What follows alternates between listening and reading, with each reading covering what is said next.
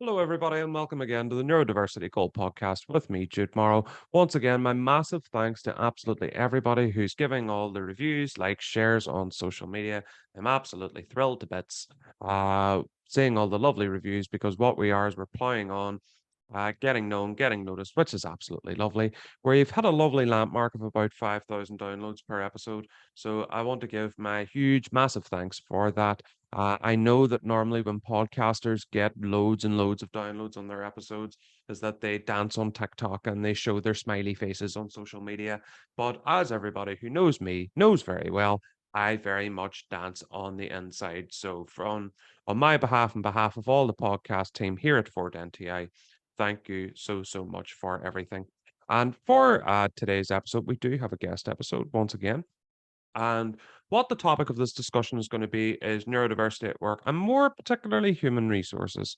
Um, I think it's a very fair statement to say that out in the big bad world of which we neurodivergents have to try and fit into somehow, um, hiring practices just aren't inclusive.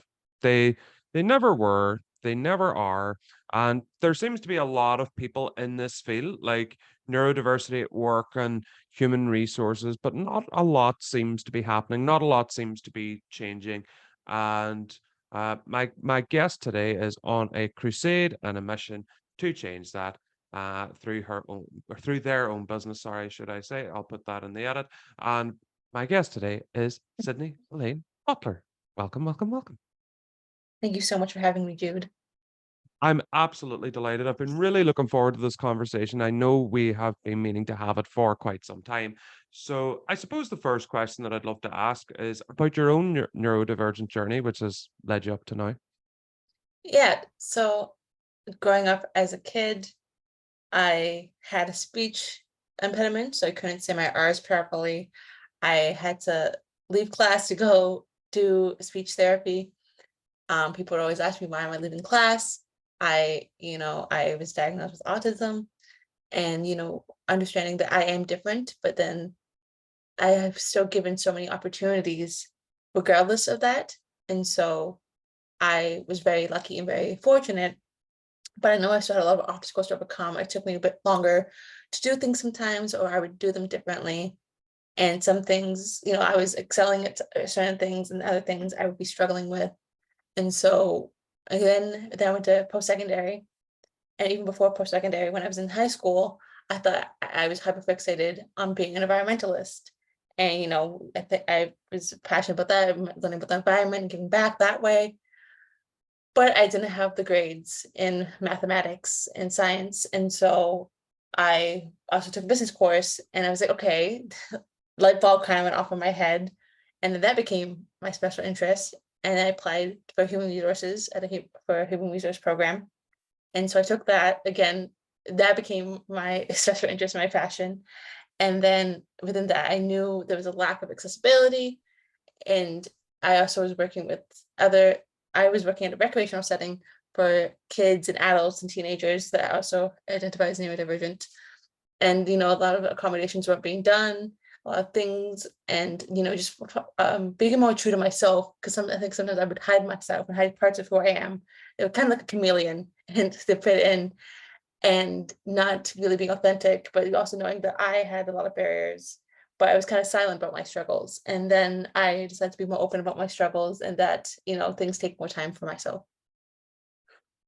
And I suppose, but as far as ND journeys, I mean, Mhm. all the typical hallmarks, and I must ask, and if you're comfortable Yes, sharing it, is your diagnosis journey. Are you diagnosed or self-identifying? I'm diagnosed. And how did that come about? Because and I mean, it's Mhm. universally known at this Yeah. stage. For me, I was diagnosed at 11 simply Mhm. because I was male. And that's Mhm. the way it always is that, non-males are always pressed whenever it comes to neurodivergent diagnoses because it just doesn't seem to be considered. I mean, all the research is done with Mhm. boys, or it was whenever I was kind of growing up. And mostly, those who aren't male are often diagnosed much, much later. And was that the case with you? No, so I was actually diagnosed quite early on. I think because my parents, they knew something was up, and my parents always wanted to give me the best support that they could. Like they put me in speech therapy immediately when they saw that was an issue, and so I really went through a lot of things. And because there's a point when I was really not functioning well in class, not doing, and it looked like, and all these things, and with that, so they were really pushing me to get that diagnosis. And then, so then I got a diagnosis quite young, and actually. Well, that is actually somewhat heartening to hear because the vast majority seem to be diagnosed much, much later. So I suppose Mhm. that is a bit of a break from norm, but certainly a nice one to hear. And Yeah, it's interesting because a lot of times I think it's a double-edged sword. It's like it's knowing that from a very young age, but also being lucky to know who I am. But I fully didn't understand the concept and grasp what it actually meant because it happened so young. And so, a lot of times my parents are like, there is this thing, but you're not different, and try to put that into me.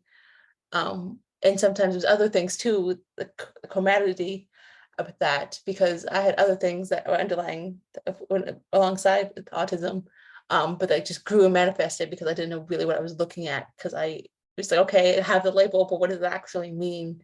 And I think, like you said, it's mostly diagnosed with boys, and it's very looks different in boys, and so I had it, but it manifests itself in different ways. yeah, man, I mean, it is very interesting because although a lot of the times on the show I do ask the same Mhm, reasonable kind of format of questions, is that the answers are so wildly different, in nearly every case. But, one thing actually I don't really discuss very often, because I think mhm, over the course of guests that we've had on this season, not an awful lot have been to college, either. And you've had the mhm, college experience, certainly something I found quite hard mhm, whenever I was studying to be a social worker all those years ago, whenever I was, fresh-faced, clean-shaven, mhm. and perhaps didn't really hate the world as much as I do now. But I mean, for you, what was the college experience like? Yeah, it was interesting because so I was going. I thought I was going to be a scientist and be an environmentalist, so go to university, and so but then going to college was kind of more hands on. It was smaller, but it was still very nerve wracking, and I had to get supports in place. But I think because I know now I was kind of paying for it and knowing what I want to do with it allowed me to I kind of hyper fixated on my college experience and my education because education is so important. And there was some classes I was very, very excited about and learning about, especially the human resource classes, which was the bulk. But I was starting to learn a couple business classes and like finance and accounting. I had to take math classes. And it's interesting because when I was in high school, I hated math. Like I absolutely hated math. But then I had to take a statistics class, and to prepare for that, actually, I literally took out a book, basically a statistics for dummies class, a statistics book before that, to get ready for this class because I knew if I didn't, I would be struggling in that class. So I had to put supports for myself ahead of time and know what I need, as well as working alongside my professors to understand that I just need a bit more time or need more clarification and learning how I best learn. And you raised a really great point about kind of recognizing what accommodations that you needed. And sometimes what can happen, especially those who are going through the college experience, and perhaps whether they know inside that they're ND Mhm, or whether they've been diagnosed or not, sometimes people can feel that accommodations aren't relevant to them. So if you were to give like a top tip for getting recommendations or mhm. recognizing that a student may need recommendations, what would they be? I think, if student, you see them trying their best, or like if you see, you're trying your best, but there's something not clicking, or it's I think a lot of times with accommodations, I talk to a lot of people about this. I think it means more. You get more of something because you get usually with accommodation, it means you get more time, so that's what people think you get more. And then people think they don't deserve it because they don't just think they deserve more than their fellow classmates. But it's like what do you need to succeed? You know, do you need a bit more resources? Do you need a bit more time? Do you need more clarification? You know, really understanding what's going to make you most succeed in your classes. Yeah, and that's a really really fantastic tip. And I mean, going forward, out of Mhm. the college experience, I mean, did you start working in HR yourself before you set up your own business, or did you just do that right away? Yeah, so I went to college, and then I was at the same college that I went to, and then I finished. So I got my advanced diploma. That's because we offer that here, and then I got my degree, and then I graduated from my degree during the pandemic. So that was a very big challenge. Um, and I was applying for HR. I had an interview actually the last week before I graduated. I was second runner up, so I thought I was going to start my traditional HR. And then I worked at a startup company because they want to merge HR and technology and have it like on an app for companies that don't have HR. So I was like looking at legislation, making sure that you know how to apply the legislation to our clients and things like that. And then unfortunately he lost funding. And then I worked a summer job in a traditional HR position as an HR clerk.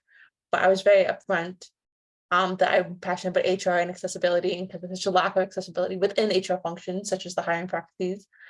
And so I did that. And then I spoke at another event for neurodiversity at work. And I liked having conversations. I like facilitating conversations, you know. And so I decided to start my own business to do the consulting aspect and the training aspect to help companies really understand, especially within HR, but other areas of the business as well. But HR, there's so much work that needs to be done. And, you know, I have the HR educational background, a bit of HR experience, and I felt I could make more of a difference this way by starting my own company to do so. What is your current company called? Yeah, my current company is called Accessible Creates. Accessible Crates. And one thing I always ask, because anybody that uh, uh, even asked me just informally for marketing Mhm, advice or any of our clients or anything like that, what I always say is demonstrate what value mhm. you do, that you can give to clients rather than what you actually do. So what can people expect from working with you? Like if people are listening to this and thinking, God, Sydney speaks a lot of sense. I want to work with him. What can people attain or achieve by coming under your love and care? Yeah, I think they can start understanding the barriers that exist, you know, educating about what barriers that exist for people with disabilities and people that are neurodivergent, you know, really understanding what barriers exist because you don't know unless you lived it. And I have that lived experience, and also working in HR and, you know, studying HR. It's like, okay, these are the barriers that actually exist within HR and the systemic issues within HR that need to be changed that create that for neurodivergent individuals. And what kind of companies do you work with? Yeah, so I work with a lot of I work with a company called Evernote, you know, bigger companies. And so I work with companies, I work with traditional companies too. I work with a lot of startups sometimes, but sometimes it's trickier because, you know, they don't have a lot of funding. So I kind of work with medium-sized organizations that, you know, have a bit of, they're a bit established, but they're not like super big or super big corporation that, you know, are looking to start breaking down those barriers in the workplace. Yeah. And it seems to make sense. And what, believe it or not, I mean, I've seen you quite a bit over the last while. You seem to be doing a lot on the speaking circuit as Mhm. well, Yes.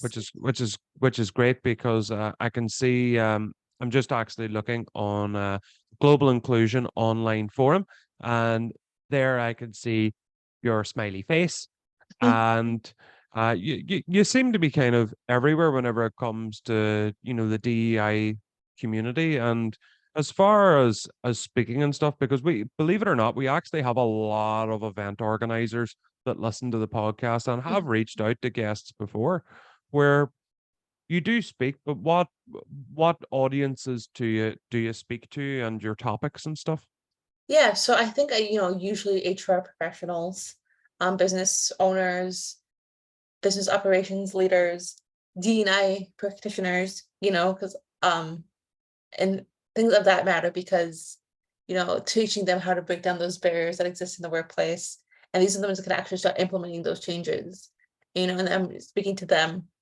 But then sometimes you don't actually speak directly to the neurodivergent individual saying, hey, I know this is the barriers that exist for you. And sometimes if people know what they need need for them to get support. But like we talked about in the school setting, sometimes they don't know where to start. And so I also talk to them about how to go about asking for support. And so kind of and how to better, and coworkers, when I go to companies, speak to the coworkers, the employers, the HR team, so everyone knows the role they play in supporting an individual. Yeah. And what I like from some of the stuff I've seen from you, and what you've written, is that the corporate sphere and HR seems to be, it's like acronyms. Like sometimes I think that corporate culture has either just as many, if not more, acronyms than Scientology. So Yes. the way I see it from what you've put out into the world is that it's very well laid out and easy to understand. And I mean, do you think that kind of language in the corporate sphere is a bit difficult for most lay It's people, I think for I want think of a it's better term? very difficult. I try to I think plain language is such an underutilized tool. A lot of times companies are trying to be fancy with the big company jargon and the industry jargon they're using. Um, a lot of times they just want to hear job boards, so with that, a lot of times they just say, oh, I want to post on job boards for neurodiverse individuals or people with disabilities, job boards, but they don't change the language. And you have to really use the language, which is just basically making it more inclusive, or just using plain language. That's like, what do you expect of the person in the job? I think a lot of times companies try to use big fancy words or use words to dress up the situation. But this very simple word you could use instead. And I've just dived onto your website, which for all of our wonderful listeners out there is accessiblecreates.ca, accessiblecreates.ca. And I see that you offer a variety of diversity, inclusion, accessibility, and neurodiversity workshops. So what kind of workshops do you offer? Yeah, so I offer again the HR team, like so making sure that they have a more accessible recruitment process for neurodiverse and disabled individuals in the workplace. And then I also offer how to support. And so again, like I talked about for coworkers, employers, um, and the individual themselves, how to ask for that support. I think, support is such an underutilized thing at the workplace, and just have to actually do practical things that you can do to make that workplace more safe, offering how to create an inclusive culture. Right now, that's such a huge topic right now, talking about an inclusive culture. And people, okay, we have to make it more inclusive for people that are the racialized individuals. We have to make it more inclusive for LGBT, but then there's such a lack of understanding the intersectionality of that all, and especially with people with disabilities and also neurodivergent. And as far as consulting, right? And you know what? This Yes. is this is going to start as like a little bit of a very, very tiny rant because I say it all the time, and it Mhm. certainly does not apply to you. But what happened in 2020, whenever the pandemic hit, is that everybody decided to call themselves a neurodiversity consultant, right? Yes.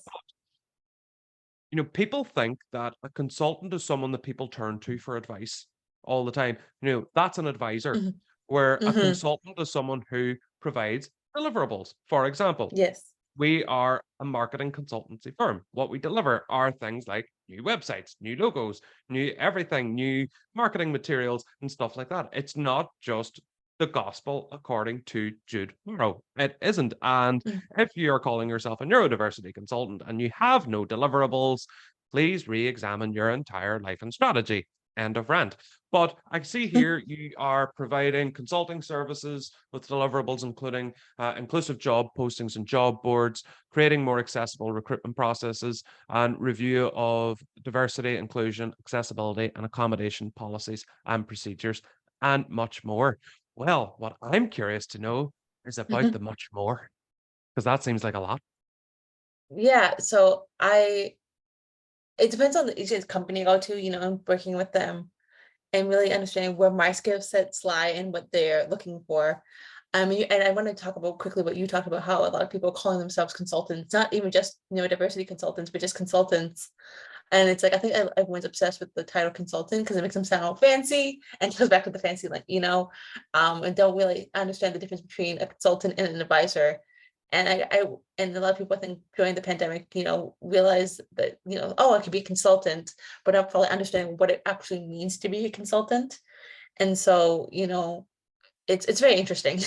And then so my consulting, so also helping them, looking at, what are the barriers that exist, and helping remove those barriers for them in the workplace, helping them, like, writing down and creating a more inclusive interview structure is also included in my much more. So, looking, it's like, okay, looking at how you go about doing your interviews. And then it's like, okay, is there any barriers to how you go about doing an interview, and then removing those barriers. And so the kind of doesn't have an accessible process, but, really looking down the interview structure and breaking down, okay, how long is your interview? When do you ask certain questions? What's the flow to your interview? Is it creating bias for an individual? And what people talk about a lot are barriers. Yes. And in your experience and in your expert opinion, what are the main barriers neurodivergents face when trying to forge a career under an umbrella of an organization? I think there's a lot, my question for me is, I feel like there's a lot of communication barriers. And I think a lot of times people think, oh, it's only people that are hard of hearing, or, that umbrella, or, and, under that spectrum. But it's, everyone communicates differently. We know there's non-speaking neurodivergence. I mean, that obviously need that support. But sometimes the language people are using, no one wants to use the language that other people are using. So I use certain language, and people will be like, why are you using that language? That's not corporate language, that's not, proper language. But it's like, it's plain and simple and to the point. And it's like, if someone needs a plain and clear communication, I think sometimes in HR and business, they they do it in a very roundabout way, but they're trying to communicate to you. And it's like, they'll just say matter of fact what you're asking of the individual. And also, sometimes we're not in a remote setting, people can actually control the working environment. So, like, have the lighting a certain way, or have the temperature in the room a certain way. But when on site, there's so many barriers that exist, like the lighting situation, it can be too bright for an individual, or like the sounds that are happening. And so really understanding those barriers. And you're right, it's about forming individual relationships with Hmm. employees to find out what preferences they have, what accommodations can be made. Because, I mean, basically, what can happen, and this is what I hate seeing because it does happen, are people who've, you quite rightly said, slapped up the neurodiversity consultant title on their LinkedIn profile, are going into places and saying, oh, just turn the music down and the lights down and you'll be more ND friendly. Like, nothing makes me more upset than that. It is about individual relationships, isn't it? Hmm. Yes.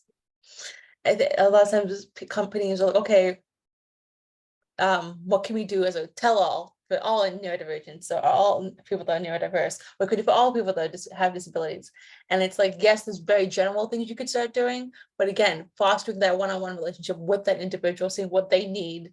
And I always say accommodation looks very different day to day. So, for example, when it comes to mental health, for an example, which is now under the neurodiversity umbrella, which I also struggle with.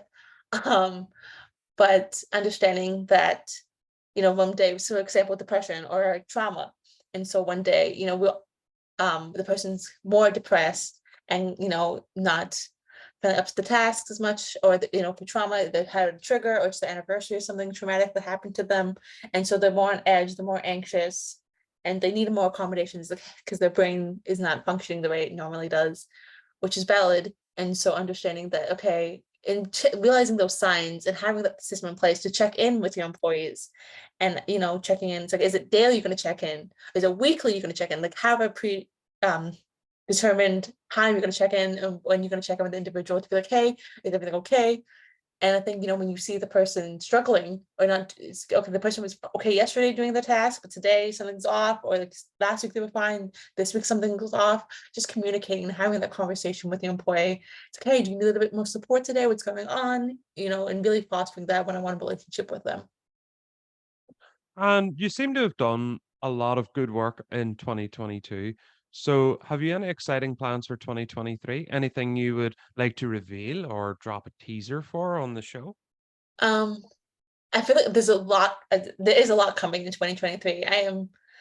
This year was incredible. I can't believe it's almost over, to be frank. But yeah, I feel like like you said, I did do a lot of good work. I'm gonna acknowledge my my work. I did do. But there's a lot of exciting things happening in 2023. A lot of good partnerships are coming up.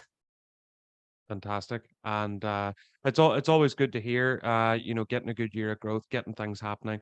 And for anybody that's listening that has thought, wow, what a great interview. I would love to speak to Sydney. How can people do that? Yeah, so you can go to my website, and I believe I have a fill out form to get contact me, and so you can go from there, and then I'll be sure to reach out. That is wonderful. And just to make sure that I have that right, it's accessiblecreates.ca, is that right? That is correct. That is lovely. I have it here in front of me. Sydney, thank you so much for coming on. That was incredibly enlightening. A very, very worthwhile topic. And I think that a lot of people will take a ton of great value from hearing you. And I hope anybody in the HR space for your HR needs, questions, whatever else, you have a great resource, Inaccessible Creates. And my guest today, Sydney Elaine Butler. So thank you. And at the bottom of the episode again, thank you so much for listening, for tuning in. We all love you. We're all happy. We're all dancing. And please tune in again for another edition of the Neurodiversity Gold podcast.